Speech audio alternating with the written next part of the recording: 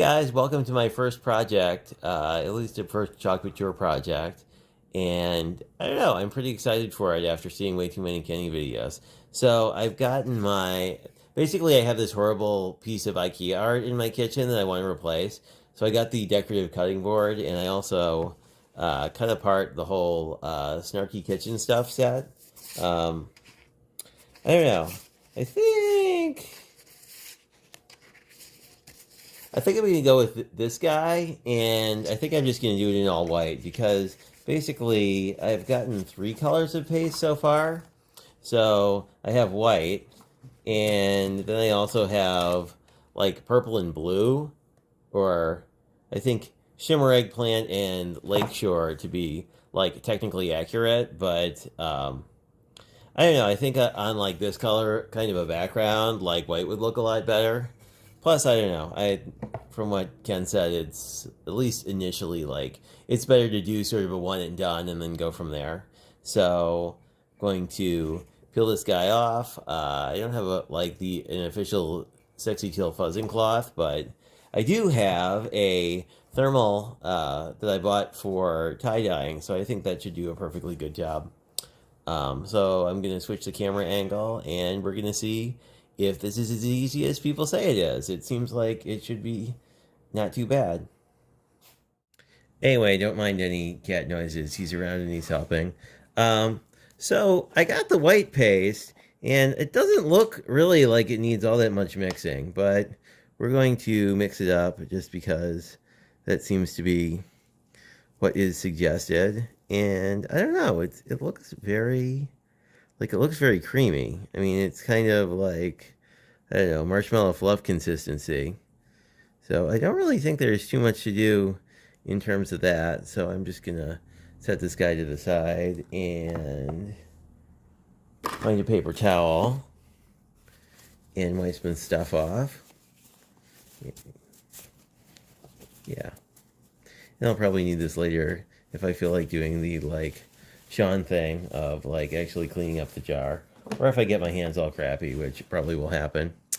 And I did take the piece of Ken advice about the light pad, which will probably, hopefully that won't blind leak too much. But I'm going to use that to try and line up the transfer. And we'll see how easy this is to get off the backing paper.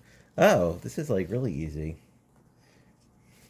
It's kind of weird because I have a Cricut, so I've done a certain amount of dealing with vinyl, and I was kind of this will be sort of awful vinyl, but yeah, and I'm fuzzing this 5 times because I think 5 times was sort of the recommended amount.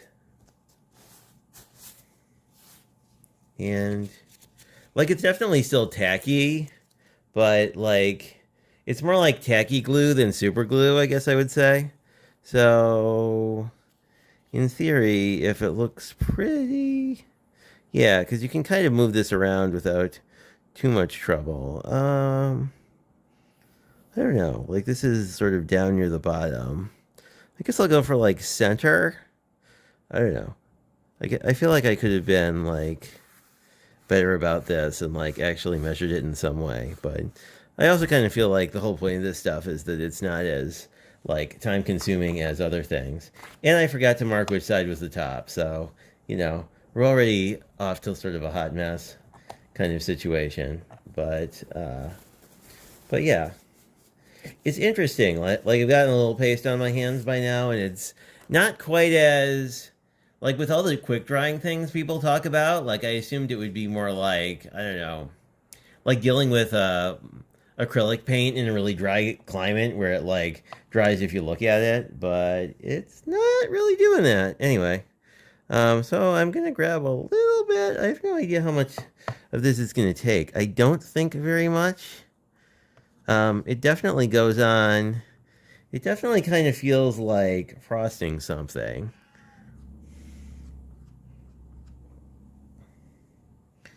And I don't really have a sense of how much paste is too much. This definitely feels well covered. I think if I remember, you start sort of scraping it off to not waste it. I feel like it must be something like a heavy bodied acrylic where you kind of, you know, a little bit goes a long way. So now, yeah, so I basically applied it and scraped it off, and there doesn't really seem to be much excess. So I will just wipe this off a little bit. Yeah, so this seems pretty straightforward. Just gonna put the lid on my jar quickly. And, you know, because there's excess hanging off the edge, there's really not much to do. So let's see how this thing worked out. Ooh, I like that. You can see like this E for whatever reason. Yeah, like you can look at the transfer and see that I kind of missed that area. I mean, I don't really mind it because it's kind of a rustic kitchen thing. But I am going to let this dry and wash this off, and I will be back in a minute. Okay, I'm back. I don't know, maybe less than 5 minutes later. And yeah, this cleaned off pretty well. There's a little ghosting you can see. It's interesting. This is a much, like the transfers feel much sturdier than I was expecting. I was expecting them to be more like, I don't know, a stencil, and they're much more like a pretty heavy duty piece of vinyl. Anyway, so there's still a little ghosting here, but I don't think it really matters too much. I don't think it would impact like doing another transfer. And I dried it off and let it air dry for maybe a couple minutes, and then it stuck right to the backing. So I'm just going to leave this out until it's thoroughly dried. I don't know. It's not. I don't know. It's not 100%. It's hard to tell. But like, it's not 100% level. So I mean, I kind of don't mind that the E is screwed up because it looks a little like, I don't know, farmhousey. So as Ken said, sometimes if it looks a little jacked up, that's fine. Um, so I don't know. I want to see if I can get my hands on some inexpensive tea towels to play around with this ink at some point, hopefully soon. Because pretty much all these kitchen things would work for that. Plus, I have other, as you've seen, I have a plethora of other transfers. And then, so these two colors I like a lot. I also have a bunch of frames and canvas boards, so I picked up some of that Dixie Belle paint. I picked them up basically in the two paint colors that are primary in my house. As probably you saw initially, I have like a really light green as sort of my main color. And then like in my kitchens and bathrooms, I have sort of this harvesty color. I want to pick up like probably like a cream color and maybe just straight up white. In case I have to repaint some of the single-use surfaces, you know, like I'm sure something like this box frame, like because it's single-use, like if you tried to scrape it off, you know, if you try and scrape it off from this side, you're probably going to jack up the finish. But I mean, there's no reason you can't repaint it.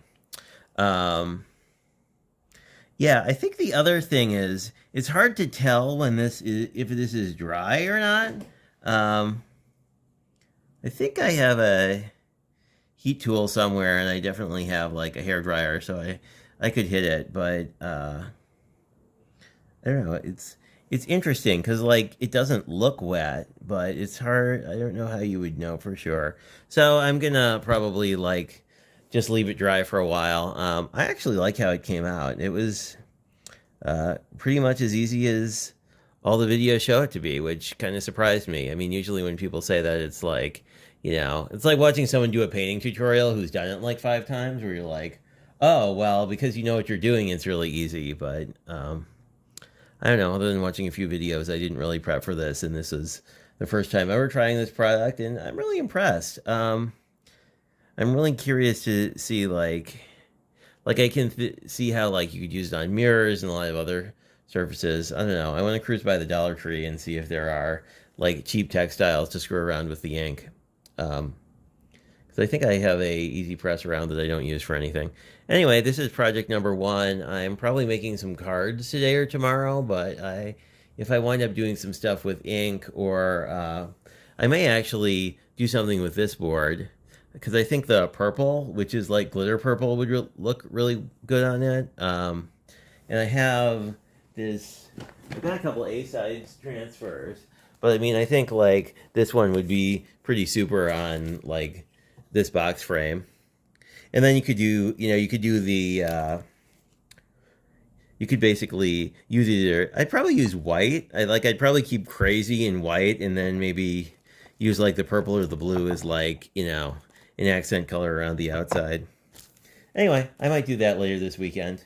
But, this probably took 10 minutes tops, and it looks like something that took way more effort than that. I mean, it looks like you basically had to, like, use a cutting machine, cut a bunch of vinyl, like, paint it, use it as a stencil, and then be done. And that would have probably taken, I don't know, at least half an hour. And really, the only thing you're sacrificing is the ability to make literally anything you want. I don't know. Of probably the 10 or so transfers I've got, it's like, even with these kitchen ones, I basically use all of them. So it's pretty cool that you could have like a piece like this and like just change it up every few months if you get bored with it, rather than like my current situation where I'm like, I want something new, but I don't want to, it's almost like free to switch it out now. So I think that'll be the thing that'll really be a game changer. Yeah, and I also picked up a white frame. I'm going to I think white has a lot of possibilities in terms of, like, once I actually get my hands on more colors, I think that a lot of the floral stuff would definitely pop on white. But I'm glad to see that they're not sold out of yellow anymore. So I think I picked up like 4 or 5 more pastes that hopefully those will come in the next couple weeks, and a bunch of my other on order stuff will come, and I can post even more projects. Anyway, if you watch this to the end, thank you much. And all the stuff's available through Ken, obviously. See ya.